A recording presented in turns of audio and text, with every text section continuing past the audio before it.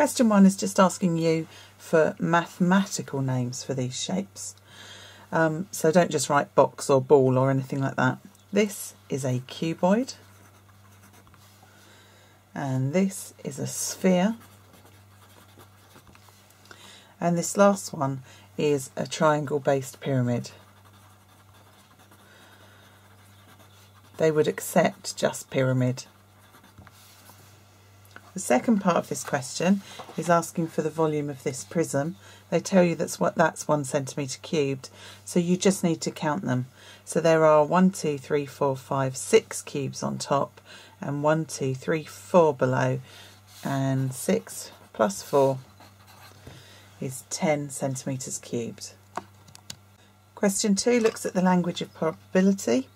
So we're asked to use these words to describe these events and their probability. So the probability the sun will shine in July next year in London. Well, obviously it's going to be very likely, pretty certain. So you can choose from those two. Certain or likely would get you the mark. The chance that the next baby to be born will be a boy. Well, it could be a boy or a girl. So this is an even chance. And the chance that there will be 50 days next month, obviously there aren't 50 days in any month, so that one is impossible. Question 3 is asking you to square 5.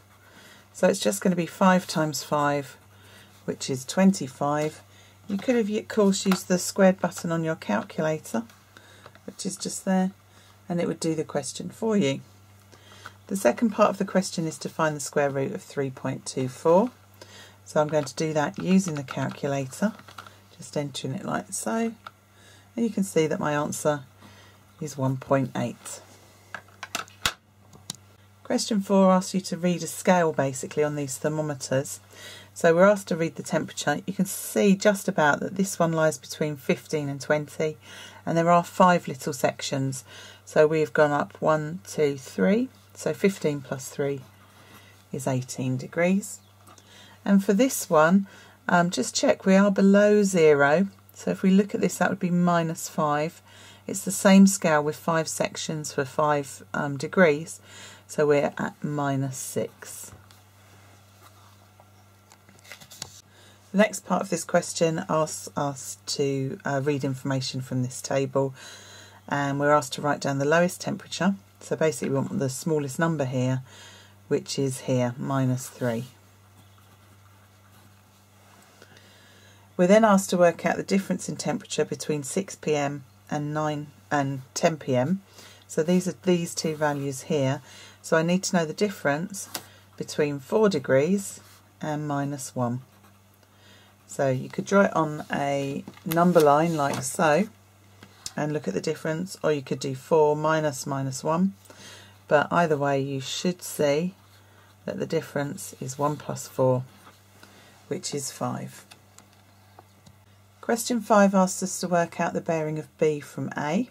Remember that your bearings have to be measured from north in a clockwise direction, so we actually need to know the total angle here.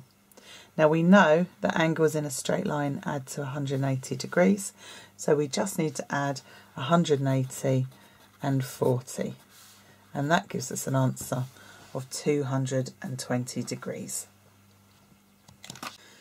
Question 6 is on fractions. So you're told there's 11 children in a room, 6 of which are girls, and what fraction are girls? Well, any fraction has everything that's there as the denominator, so that's the 11 children in the room, and if 6 of them are girls, the fraction is 6 over 11. The second part of the question talks about the boys, so let's think about how many boys there are. If 6 of the 11 children are girls, then the remaining 5 are boys, so there are 5 boys sat down. 5 boys, 2 of which are sitting down. So this is all the boys, they're the boys that are sat down. So our answer is 2/5. Okay, we're simplifying some algebra here, so we've got k plus k plus k plus k plus k. There's 5 of them, which means I have 5k. And the second part of the question, I've got 2m plus 3m, which is 5m. and then I'm going to take away m. Remember, if you prefer, you can write a 1 in front, and 5 minus 1 is 4, so the answer is 4m. First part of question 8, you're asked to draw the next pattern. So if I look at this, in the vertical bit we've got 2, 3, 4, 5. So on the next pattern I'm going to have 6 squares. 1, 2, 3, 4, 5, 6. And if I look at the squares going across, I've gone 3, 4, 5, 6. So I need 7 going across here. 1, 2, 3, 4, 5, 6, 7. So that is what pattern number 5 will look like. The next part of the question asks to complete the table. You can see that the squares are going up in 2 each time. So for pattern 5 there are 12, and for pattern 6, 14. And you're then told that Amit says 625 is a number in this sequence. Now, 625 ends in 5, it's an odd number, and you can see from the sequence that this is just going up in evens. It goes up in 2s every time. So he's wrong, because all numbers in the sequence are odd, are even. And 625 is odd. Question 9 asks us to calculate the range and mean of these weights of 7 people. So to find the range, I want the highest value, and I'm going to take away the lowest value. So I need to look into this list for the largest number that's there. The largest number there is 87, and the smallest number there is 45. So I'm going to do 87 minus 45. Remember, you have a calculator, so you can use it. And our answer is 42. Now to find the mean is the meanest to work out, you need to add everything up that you've got and divide by how many there are. So we are going to be adding 57, 87, 49, 49, 72, 45 and 75, and then dividing by how many there are. Now you can count them, 1, 2, 3, 4, 5, 6, 7, or just read the question. And of course you have a calculator to help you. So I'm going to add up the top, 57, 87, 49, 49, 72, 45 and 75. And I'm going to press equals at this point so that I know what number should be on top. So this gives me 434. And now I'm going to divide it by 7. Make sure that you either put brackets around that if you're doing it all in one go, or that you press equals before you divide by 7. And this gives me the answer of 62. So the mean weight of those 7 people is 62 kilograms. This is a question on factors. Here are all the factors of 16, and it wants you to write down a factor that is a prime number. Prime numbers only have 2 factors, or have exactly 2 factors. So if we look at 1, the only way to make 1 is 1 times 1. It only has 1 factor.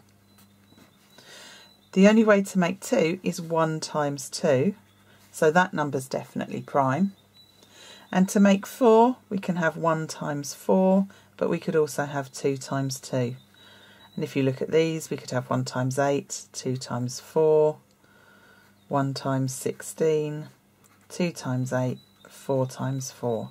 So the only one that has just 2 factors is the number 2. That means it's prime. All the factors of 14, do notice that I have given you a clue of how to find that in the first part of the question, but you want all the numbers that multiply to make 14. So you've got 1 times 14, you've got 2 times 7, and if you carry on up, 3 doesn't go in, 4 doesn't, 5 doesn't, 6 doesn't, and then you get to 7. So the factors are 1, 2, 7, 14, and you can write those down in any order. For question 11, we're going to write some decimals in order of size. You'll notice these all have a different number of decimal places, so it's useful to add zeros so they have the same, because then it's easier to compare the numbers. So I've got 0.306, I've got 0.63, and I'm going to add a 0 onto the end of it. I've got 0.3, and I'm going to add 2 zeros onto the end, and I've got 0.068. Now I'm going to look at these and I can ignore the decimal points and treat them as though they were just numbers. So I can see straight away that 68 is my smallest, followed by 300, 306 and 630. It tells me to start with the smallest number. Make sure you check that. Sometimes they'll ask you to start with the largest. So I do write them using the decimals. So 0.068, 0.300, 0.306 and 0.630. You don't have to write the extra zeros that you've added on the answer line, but you don't lose marks for doing it, and it can help you ensure you're getting them in the right order. The second part of this question is asking you to write fractions in order of size, and to be able to compare fractions you need to either find a common denominator so that you can compare all the size, or as we're now on a calculator paper we can actually change them easily to decimals. So you change them just by dividing. So 3 divided by 4 is 0.75. 7 divided by 12 is 0.583. You should be able to see that 3 recurs, so I've put a little dot over it. 5 divided by 6 is 0.83 recurring. Let's just pop that down there. And 3 divided by 8 is 0.375.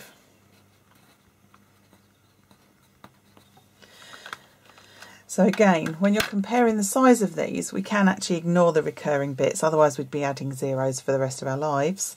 So if I write these out and write them so they've all got 3, I've got 0.750, 0.583, 0.833 and 0.375. And if I ignore those bits, I can get these in order. Now you can leave them as decimals, or you can refer back to get the fractions. So this is my smallest, which was 0.375, which I can see from here was 3/8. So I'm going to write that down first. My next smallest is this second one, 0.583, which was 7/12. And then my next smallest is this one, which was the first one, which was 3/4, leaving me with 5/6 as the last one. So that's the order they should go in. Question 12 asks you to draw the graph of y equals 3x plus 4. And they've been mean on this one because they haven't given you a table to be able to calculate the points. That's fine though, because it will only take you a moment to draw one. You need 3 points, and you might as well make life easy for yourself and pick things that are simple, but do make sure that they are on the actual grid. So this has got 0, 1 and 2. It hasn't got 3, so there's no point calculating 3. So then what I do is substitute these 3 values into this. So I'm going to do 3 times 0 plus 4, 3 times 1 plus 4, and 3 times 2 plus 4. 3 times 0 is 0, plus 4 is 4. 3 times 1 is 3, plus 4 is 7, and 3 times 2 is 6, plus 4 is 10. This gives me 3 coordinate pairs that I can now plot onto this graph. So I'm going to plot 0, 4, 1, 7 and 2, 10. So this is 0, 4. This is 1, 7, and this is 2, 10. Now you'll notice that I haven't plotted anything down here. I don't need to, as long as I've got 3 points and I can check that they're lined up, like so. I can just continue the line that I draw all the way through the graph, and I don't need to plot anything else on that side. Question 13 is a trial and improvement question. You need to make sure that you earn the full 4 marks from this. So you need 3 columns, one for the x value you're going to test, one for this equation here, and one for your comment, whether or not your answer is too big or too small. Now the question tells you that there is a solution between 1 and 2, and it wants an answer to 1 decimal place. So the first thing we do is choose the midpoint of 1 and 2, which is 1.5. And we substitute that into here and find out our answer. So using the calculator, I'm going to do 1.5 cubed. Some of you won't have a cubing button, so just look for your to the power of button. And we're going to add to that 10 times 1.5. So the answer comes out as 18.375. Now I want this to be as close as possible to 25, so this answer is too small. That means that the next number I should test should be bigger, so there's no point testing 1.4, 3, 2 or 1 because they would also be too small. Now the key to earning all four marks is to ensure that you do this systematically. So I'm going to test 1.6 next. In your calculator you can actually go back in and change your 1.5 to 1.6, so you're not doing as much typing. And if I press equals, this gives me 20.096. It is still too small. In actual fact, I'll write that out in full. So the next thing I'm going to test is 1.7. Now because of how quick it is, it doesn't matter that you may be doing extra tests, but it helps to have them in a consecutive order. So this is 21.913. It is still too small. We're looking for it to be close to 25. So I will test 1.8.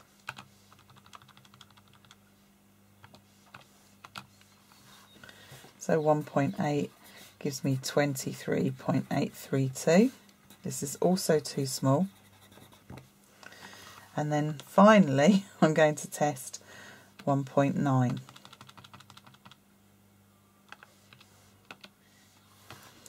.9 gives me 25.859. Now that's a little bit bigger than 25, so this one is too big.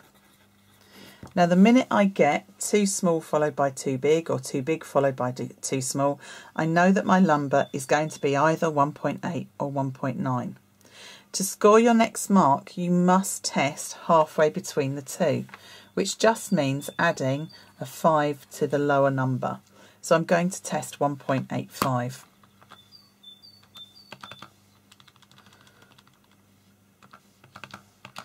And this answer comes out as 24.8316. Now this is also too small. Now at this point you have to make a decision as to whether or not your answer is going to be 1.8 or 1.9, and you decide using the last 3 here. Now you'll notice that I have too small, too big and too small. One of these is the odd one out. It's too big, and this is the one that is going to be our answer. So our answer to this question is 1.9. As long as you do this consecutively and ensure that you've got your midpoint test in, at the end you can always pick the odd one out. Question 14 is a calculator question. If you have a natural display, you can literally enter your the calculation as it is. If you have one of these calculators, you either need to put brackets around the top and the bottom and join them with a division, or you can do the top separate to the bottom. So I'm going to do that. 13.7 plus 5.86 equals 19.56. And I'm going to divide that by 2.54 times 3.17, which is 8.0518. I'm now going to do the division, so 19.56 divided by 8.0518, which gives me 2.429270474. It tells you that you must give your answer as a decimal. So if you have a calculator that shows it to you as a fraction, you need to make sure you press the S to D button to change it to the decimal. And it asks you to write down all the figures. So you are not expected to round your answer. Question 15 asks you to initially reflect this shape. You can use tracing paper for this. If you trace the shape, like so, using a pencil and drawing that line of reflection with a set point, so it's useful to get either the origin on there or to mark across. When you flip your paper, so remember a reflection is a flip, you'll be able to just press down on the shape and it will leave an imprint here, like so. So you can now just go over that neatly, shade it in if you want to, showing where that reflection will be. The second part of the question is an enlargement, and it's an enlargement with a scale factor of 3 with a centre of 0. Now, if you can't do this with a centre, then at least enlarge the shape so that all the side lengths are 3 times the size, because that will score you some of the marks. However, we're going to do this as an enlargement from this centre. So this is my centre at 0. What I'm going to do is take each point in turn and repeat the distance between 0 and the shape 3 times to get the scale factor of 3. So this first corner here is 1 right and 2 up. So I'm going to repeat that again, 1 right and 2 up, and again 1 right and 2 up, and put a mark here. This point is 1 right and 3 up. So I'm going to go 1 right and 3 up, and 1 right and 3 up, giving me my second point. So these 2 points are done. I'm then going to do this one, which is 3 right and 2 up, 3 right and 2 up, 3 right and 2 up. That one's done. And this one is 3 right and 1 up, 3 right and 1 up, 3 right and 1 up, and 4 right and 1 up, 4 right and 1 up, 4 right and 1 up. And this was 4 right and 3 up, 4 right, 3 up, 4 right, 3 up. So now you can see I've got all of my corners enlarged from that centre. And I'm just going to join up the lines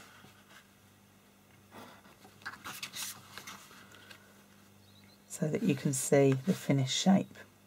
Do try and make these neat. I know I did the reflection without the ruler, but once you're onto a larger shape, you should use the ruler for accuracy. Okay, we've got a fraction addition question here. There's 2 ways to do this.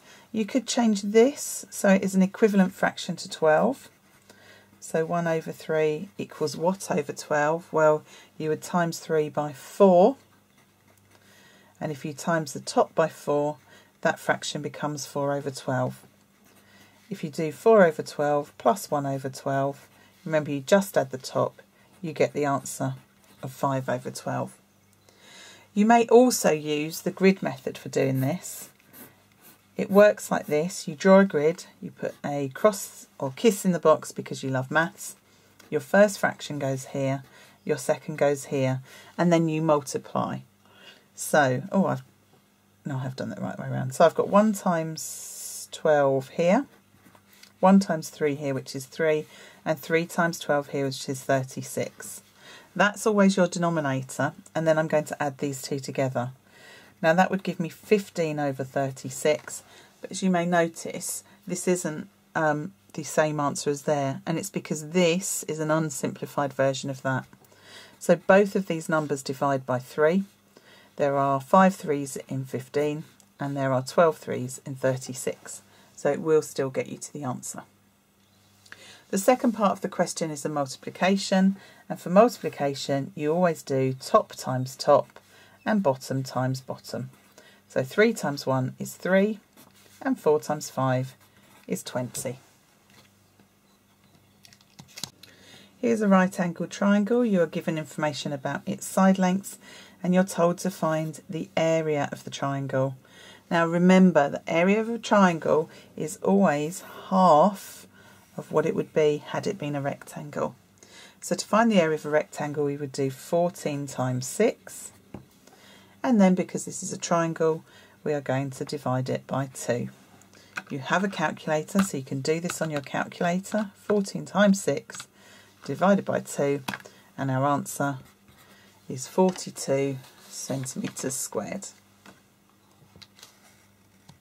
Now there is a second part to this question.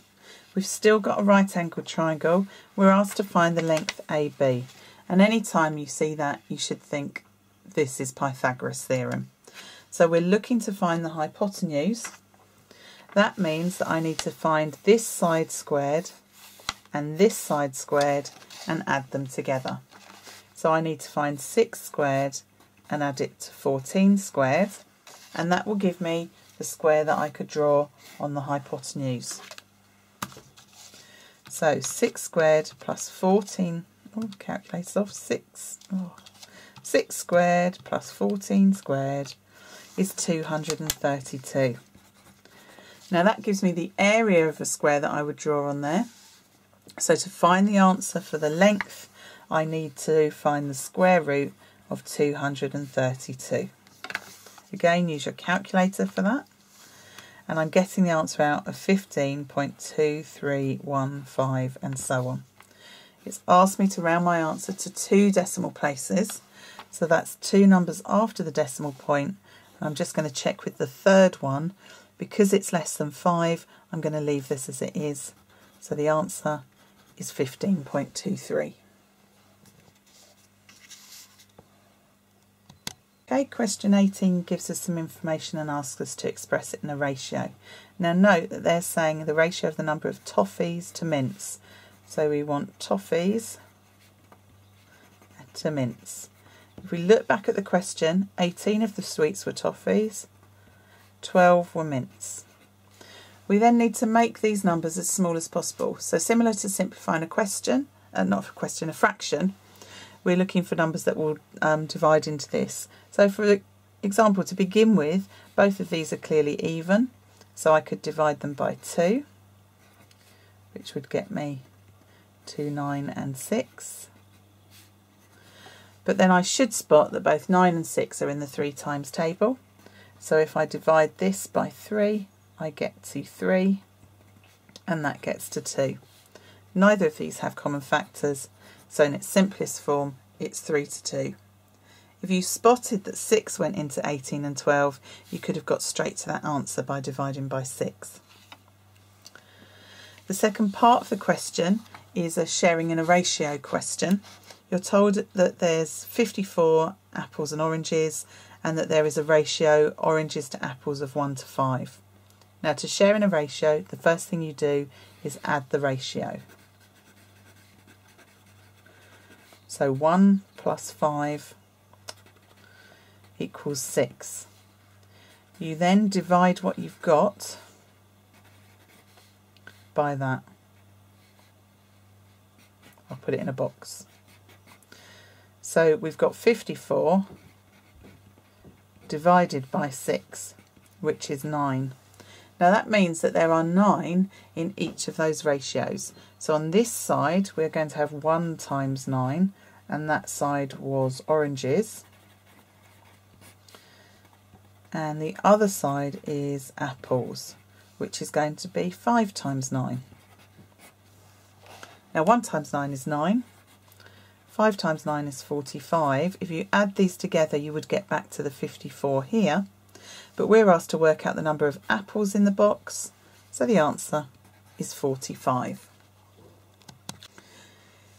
Question 9 is an estimate for the mean question. It's worth 4 marks, so you need to remember to do 4 things. In this case, you need to be mad. Sometimes these questions are worth 3 marks, and in that case, you just need to be mad. Each of these stand for a different thing. The first M on this question is going to be midpoint, because we're going to need to find the midpoint of these times. But then it's just a case of multiplying, adding, and dividing. So to find this midpoint, I would do 0 plus 6, which is 6, and then halve it. So 6 divided by 2 is 3. They don't always give you these columns, but you can always draw them on. Okay, this should actually read 6 to 12. So 6 plus 12 is 18, and 18 divided by 2 is 9. 12 plus 18 is 30. 30 divided by 2 is 15, and so on. You can, of course, use your calculator, but those are the midpoints. So midpoints are done. I do not use this column again, so I'm going to put a cross through it. I'm now going to do a multiplication, and I multiply the frequency by the midpoint. Again, you can use your calculator for this, and it's always worth checking it. So we've got 45, 225, 300, and I'll use it for these. 12 times 21, which is 252, and 8 times 27, which is 216. So that's the multiplying element done. I now need to add. Now I need to add 2 columns, one the frequency and one the column we've just calculated. Now sometimes you don't need to add the frequency because they will tell you how many things or people were in there. So I know that that's going to add to 80. But I do need to add this column. So I'm going to add 45, 225, 300, 252 and 216, and that gives me 1038. So that's the adding done. So the last stage is to divide. Probably 99.9% of the time you would divide the bigger number by the smaller, but officially it's whatever this total is divided by the frequency. And we're going to do that on the calculator. So 1038 divided by 80, and it gives me the answer of 12.975.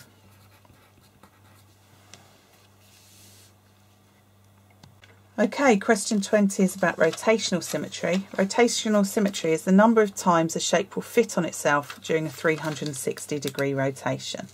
So I am going to do a quick trace of the shape. You will be provided with tracing paper in the exams. Please ask for it if you don't have it. Okay, so I'm going to write an arrow on this pointing upwards. Well, in actual fact, I should have done it underneath and then traced it, but you get the idea. Because I'm going to turn the shape until I get back to that arrow and count how many times it fits on top of itself. This is the centre of rotation indicated by the dot, so I'm going to hold it with a pencil there and start turning. So it's not fitted on top of itself yet, but it has now, so that's once and then twice to get back into place. So the order of rotational symmetry is 2. Question 21 is about a school trip. We're basically looking for how many 34s will go into 800, which is a division. So I'm going to do 800 divided by 34. Now 800 divided by 34 gives me 23.5294 and so on. So that's how many will fit on the bus. If we are actually working out the smallest number of buses needed, obviously we can't take half a bus, so we need to round this up to the nearest whole number, which would be 24. Question 22 is about a travelled graph. The first thing we're asked is what time Jamie's left home. Unfortunately the grid is actually quite difficult to read, but we will estimate it. So he leaves home at this point and then travels away. So when he's at 0 he's at home. So you can see that we've got 10 and 10:20 here. I think we can assume he probably left at 10:10. In the real thing, the paper and the graph would be much easier to read. So that answer is 10:10. The second question is to write down Jamie's distance from home at 10:20. So I think this is the 10:20 line. You should always draw reading lines onto your graphs to show that you understand what you've been asked to do. So I draw that up to the line and then across from where it meets. Now if I look at this, I think because of the scale on this that is about 6 kilometres.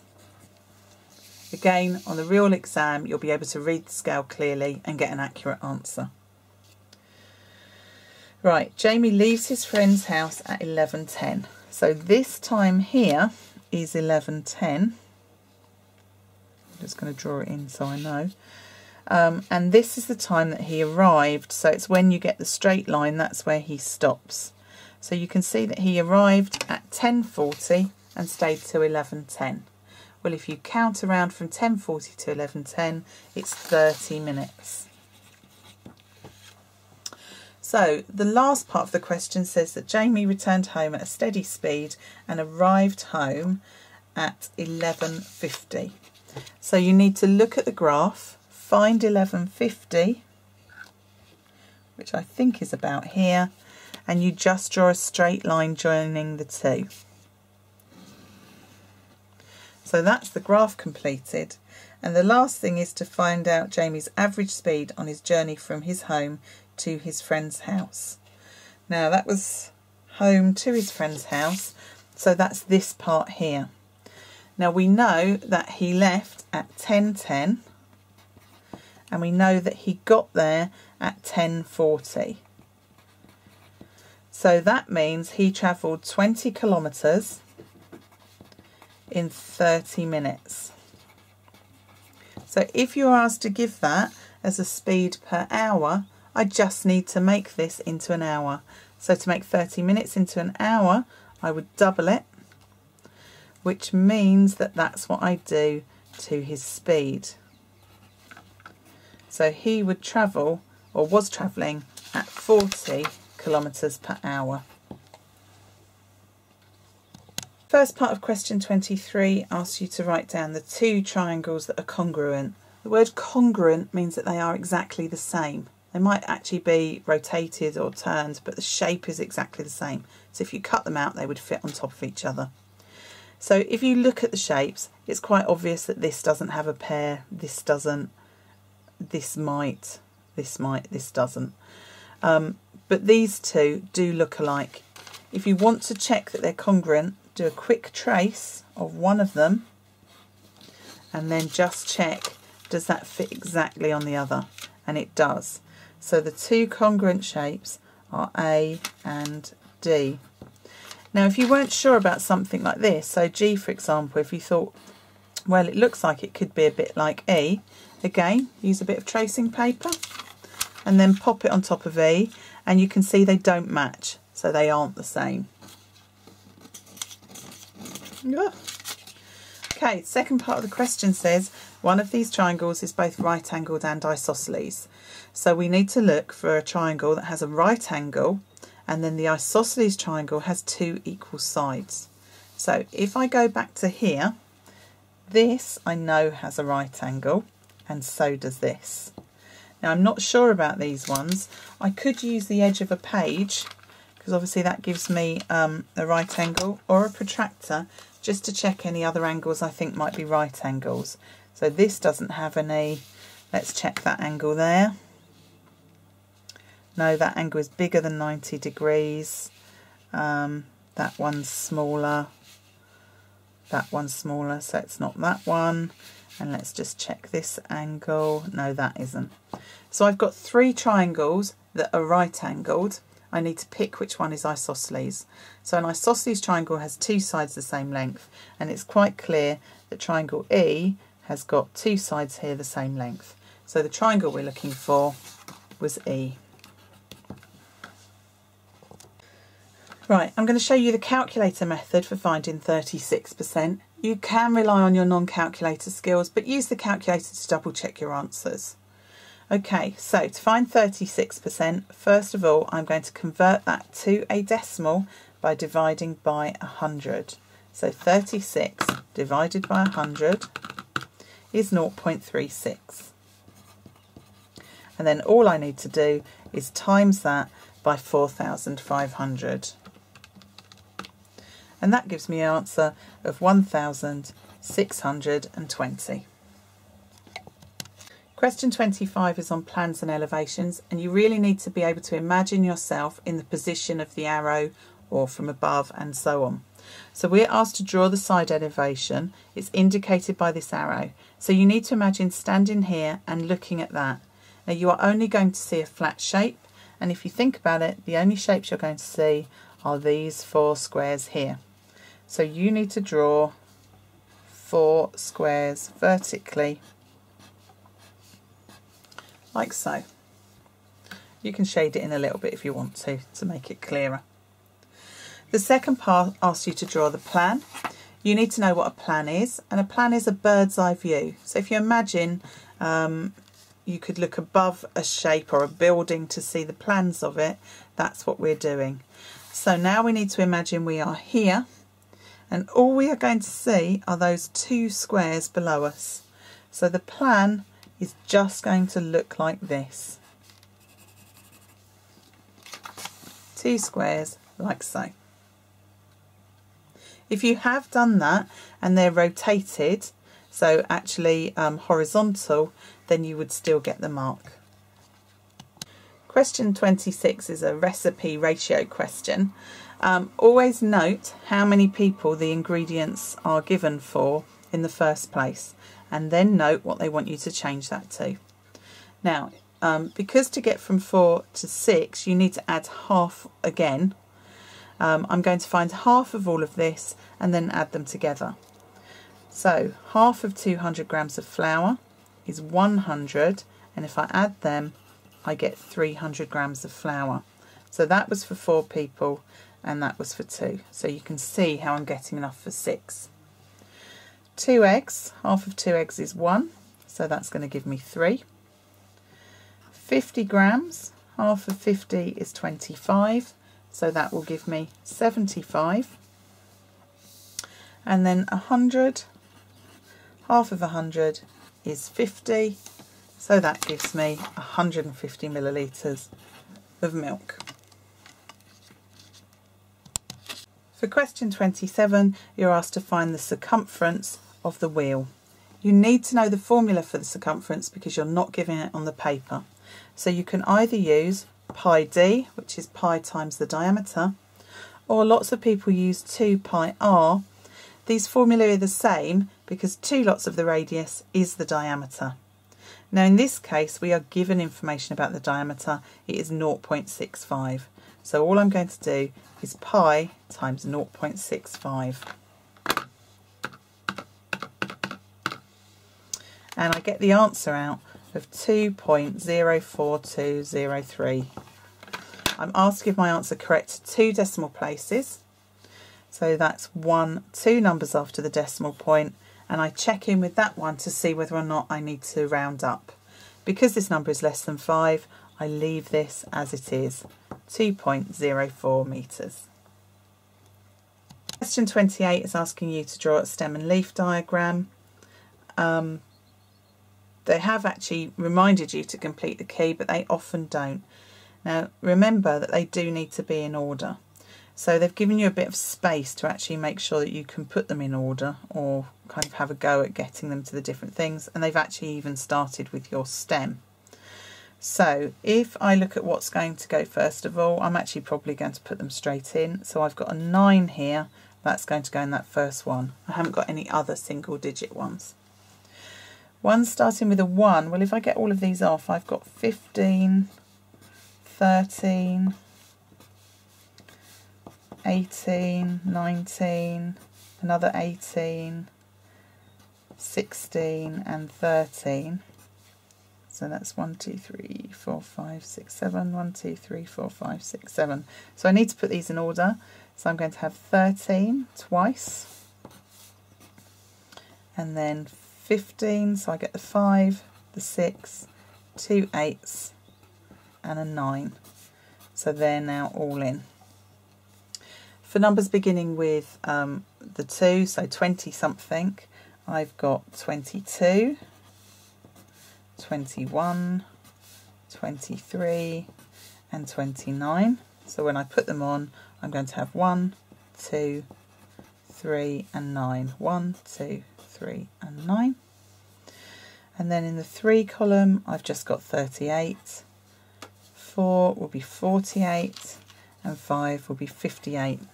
Now it's always worth checking that you have as many leaves in your stem and leaf diagram as you had up here. So you were told there were 15. So I've got 1, 2, 3, 4, 5, 6, 7, 8, 9, 10, 11, 12, 13, 14, 15. They're all in there. Then I'm going to do a key. So I'm going to pick the number 13 and show that that represents 13 lessons. Question 29, we are expanding these. It's good practice to use a grid because it means you'll remind yourselves that you need 4 terms coming out initially, and then hopefully you can simplify that down to 3 or possibly 2. I'm going to take the first bracket, x and the 3, and the second bracket, x and 4, and then multiply them just like a grid multiplication. So x times x gives me x squared, x times 4 gives me 4x, 3 times x gives me 3x, and 3 times 4 gives me 12. Now because all of these numbers are positive, I just need to make sure that I add those two up. So I will end up with x squared plus 7x plus 12. The first part of question 30 asks you to list all the possible values of n. Note that an integer is just a whole number.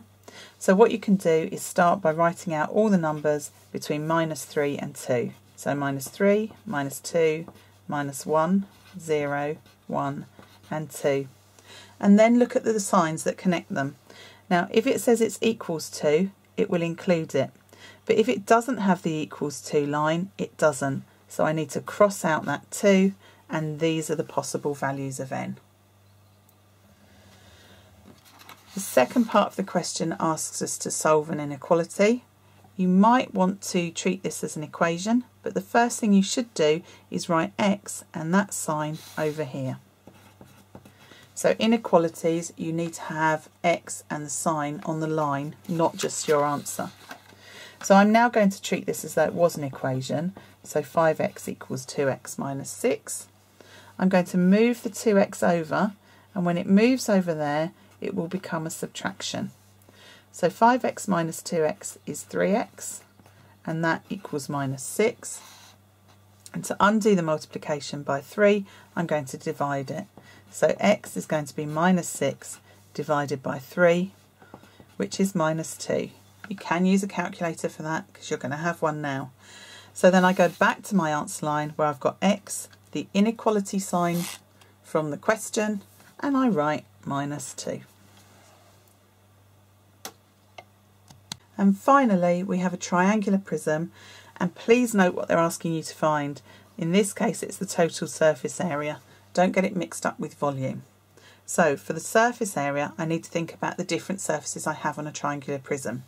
So I have a triangle here, which I'm going to sketch with the dimensions 3 and 4. And because prisms are the same at either end, I'll have 2 of those. And I need to find the area of both. Now then, going around the face, I have a section of rectangles. So there is a rectangle on the back. I'm going to put back. And if you look at this, we know that that rectangle is 3 tall. And I need to know how long it is here. Now it's not labelled on that, but if I go across to here, I can see it was 7.